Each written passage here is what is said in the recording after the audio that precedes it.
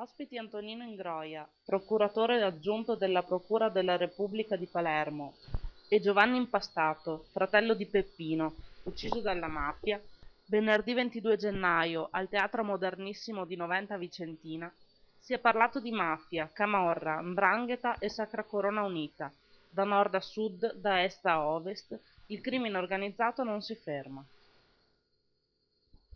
La serata, cui ha partecipato un folto pubblico attento ed interessato, è stata organizzata dalla locale sezione del sindacato pensionati CGIL, dal gruppo culturale Docili Presenze Accidentali e dalla Fondazione Mauro Busetto. Nel corso dell'incontro, il procuratore Ingroia ha trattato il problema delle intercettazioni, in particolare di quelle ambientali, facendo riferimento alla relativa legge, già approvata dalla Camera ed attualmente all'esame del Senato, destinata a modificare in modo sostanziale la vigente normativa. Per Ingroia, che sul tema ha scritto il libro C'era una volta l'intercettazione, la proposta di legge, se approvata definitivamente, avrà conseguenze deleterie per la lotta alla criminalità organizzata. A suo dire, infatti, uno strumento che è risultato decisivo per la cattura di Riina, Provenzano e Lupiccolo, il sequestro di droga, armi e denaro sporco, e ha inoltre evitato stragi ed attentati, ultimo in ordine di tempo, quello progettato nei confronti del sindaco di Gela, perderebbe gran parte della sua efficacia. L'uso delle intercettazioni sarebbe concesso non più infatti in presenza di gravi indizi di reato, bensì solo in caso di gravi indizi di colpevolezza. La definizione di intercettazione è di strumento di ricerca della prova, mezzo di ricerca della prova. Non ho le prove, cerco le prove per trovare i colpevoli, se no a che servono, no?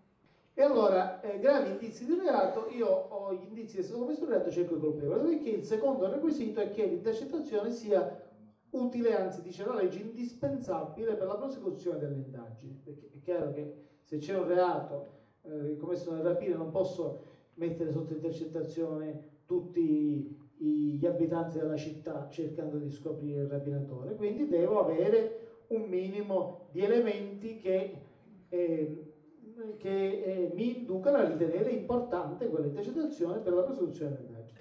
Questo, ovviamente, rappresenta un grave freno all'azione del magistrato inquirente. Ma, ha affermato Ingroia, se bisogna avere già la prova perché sia autorizzata un'intercettazione, a quel punto a che cosa serve l'intercettazione?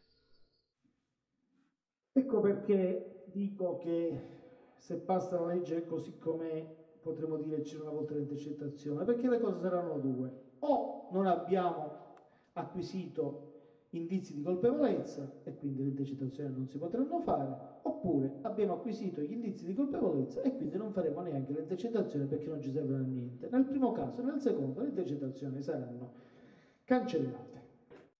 Inoltre non va trascurato, per il procuratore aggiunto palermitano, che la magistratura deve fare i conti con gravi carenze di organico e di mezzi. Negativo, infine, il suo giudizio sul cosiddetto processo breve, perché anche la criminalità organizzata finirebbe per avvantaggiarsene.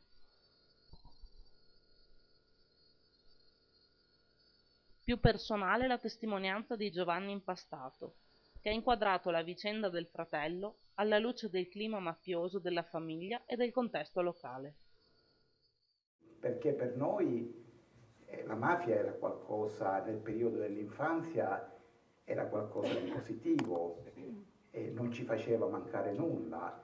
Cioè queste figure, diciamo, carismatiche, per noi erano delle figure molto protettive. Per Giovanni, Peppino, ribellatosi al padre sin da adolescente, ha poi sviluppato e maturato il rigetto della mafia, dando vita a varie iniziative, in particolare il giornale Idea e Radio Out, attorno a cui si è creato un notevole consenso giovanile.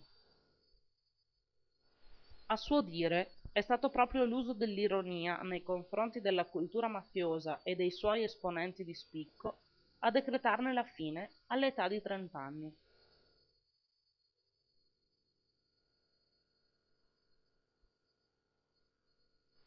Impastato è stato fortemente critico sulla vicenda giudiziaria riguardante l'omicidio del fratello. Tutta la vicenda giudiziaria di Peppino Impastato ha dimostrato con chiarezza che in questo paese purtroppo non c'è stata legalità.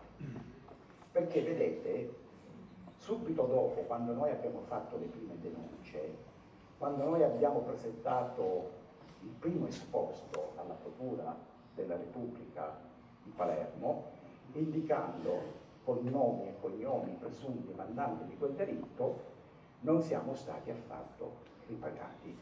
Buona parte di quelle persone che si dovevano schierare dalla nostra parte si sono schierati dalla parte opposta. Solo nel 2002, ben 24 anni dopo, è stato condannato all'ergastolo come mandante Gaetano Badalamenti, boss di Cinisi, il paese di Impastato. All'epoca Badalamenti era detenuto negli Stati Uniti d'America ed è morto poco dopo la sentenza. Oggi Giovanni è impegnato a tener viva la memoria del fratello, la cui storia è stata raccontata nel film di Marco Tullio Giordana I 100 passi, presentato nel 2000 alla Mostra del Cinema di Venezia, con notevole successo di critica e di pubblico.